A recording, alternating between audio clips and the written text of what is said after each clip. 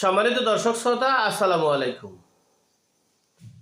আসলে আমরা আপনাদেরকে একটা নিউজ দিয়ে থাকি, তথ্য দিয়ে থাকি, নিউজ দিয়ে থাকি এবং সেই নিউজ অনুযায়ী আবার বিশ্লেষণ করে একটা কন্টেন্ট তৈরি করি। যাই হোক, অনেক সময় ভিডিও অনেকগুলো হয়, কারণ নিউজ তো হলো প্রত্যেক ঘন্টায় ঘন্টায় হয়। আর দেশের ঘটনাগুলো সেটা তো প্রত্যেকটা মুহূর্তে হয়। আজকে যেটা হয় কালকে কিন্তু সেটা হয় না।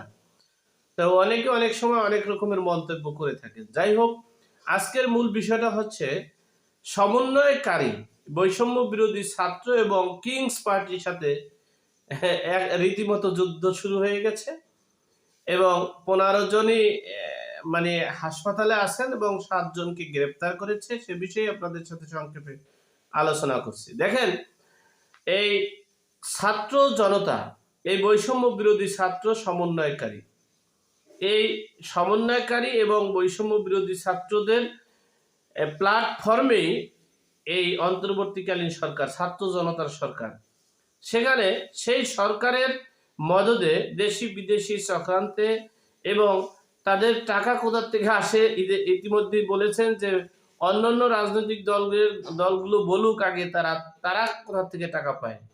যাই হোক, সেই কিংস পার্টির আহ্বায়ক নাহিদ ইসলাম তিনি বলেছিলেন যে বৈষম্য বিরোধী ছাত্র ও সমন্বয়কারীদেরকে বিলুপ্ত করা হয়েছে, মানে এর প্ল্যাটফর্মটি আর নেই। তাৎক্ষণিকভাবে এই বৈষম্য বিরোধী ছাত্র আন্দোলনের সমন্বয়িকা এই জনাবা উমামা ইসলাম, এই উমামা ইসলাম তিনি তাৎক্ষণিকভাবে মিডিয়ার মাধ্যমে তিনি বলেছেন যে সমন্বয়কারী বৈষম্য বিরোধী ছাত্ররা তাদের একটা অরাজনৈতিক প্ল্যাটফর্ম, এই প্ল্যাটফর্মটা সবসময় থাকবে, দেশের জনগণ এবং ছাত্রদের কল্যাণে কাজ করবে। এটা বিলুপ্ত করার নাহিদ ইসলাম কে? আবার নাহিদ ইসলাম বিলুপ্ত করছে কার সাথে বসে, কাকে বলে? এই একটা তিনি হুঙ্কার দিয়েছেন। ইতিমধ্যেই সেই হুঙ্কারের ভিডিও আপনারা পেয়েছেন। এই হুঙ্কারের পর থেকে সারা বাংলাদেশই বৈষম্য বিরোধী ছাত্র এবং কিংস পার্টি অর্থাৎ নাগরিক পার্টির সাথে একটা সাংঘর্ষিক হচ্ছে। যেমন আমরা কলা মানে কলাবাগান আর কি, মোহাম্মদপুর কলাবাগান এই সিটি কলেজের এখানে আপনারা দেখেছেন বৈষম্য বিরোধীদেরকে গ্রেপ্তার করা হয়েছে, মানে তারা চাঁদাবাজির সাথে সম্পৃক্ত হওয়ার কারণে। সেখানে সমন্বয়কারী এবং বৈষম্য বিরোধী ছাত্র ও কিংস পার্টিরও একটা ইন্ধন সেখানে আছে। যাই হোক, এর পরপরই আপনারা ঘটনা ঘটেছে পিরোজপুরে বৈষম্য বিরোধী ছাত্ররা আর কিংস পার্টির সাথে রীতিমতো হামলা। এক পর্যায়ে হামলা হতে হতে তারা এক পর্যায়ে আহত হয়েছেন 15 জন। তারা এখন হাসপাতালে আছেন চিকিৎসাধীন এবং 7 জনকে গ্রেপ্তার করে জেলে দেওয়া হয়েছে। আর এই জেলে দেওয়া হওয়ার মানে সারা বাংলাদেশে ছড়াই ছিটিয়ে পড়েছে। বৈষম্য বিরোধী সমন্বয়কারীরা একটা প্ল্যাটফর্ম হয়ে গেছে। কিংস পার্টি ঠেকাও,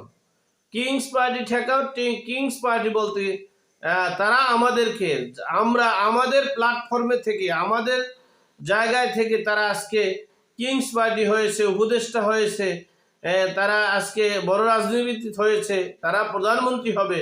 আর সেই আমাদেরকেই তারা চিনে না, আমাদেরকে ভুলে গেছে। আমাদের জন্ম যেখান থেকে, সেই জন্মটাই তারা ভুলে গেছে, আর ভুলে যাওয়ারই কথা।